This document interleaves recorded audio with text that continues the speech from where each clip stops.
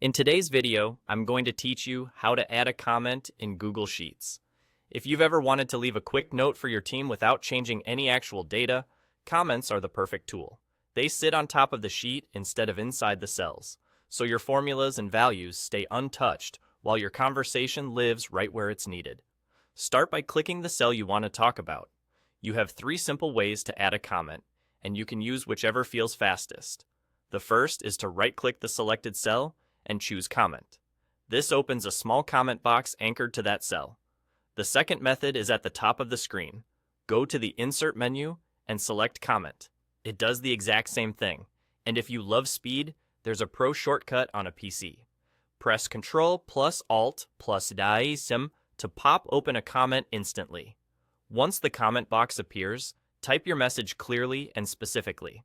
A helpful tip is to lead with the context, like what you noticed or what you're asking for, so your teammate knows exactly what to do.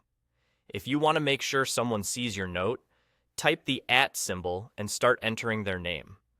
Google Sheets will suggest people, and you can pick the right person from the list. If this is a task you need them to complete, check the Assign box inside the comment. That turns your note into an actionable task tied to that person, which makes accountability much easier for the whole team. When your comment looks good, click. Comment to post it.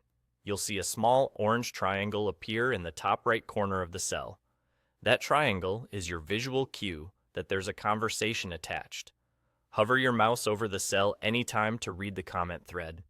It's a great way to keep all the back and forth right where the data lives without cluttering the sheet itself. A few quick tips to keep your comments useful.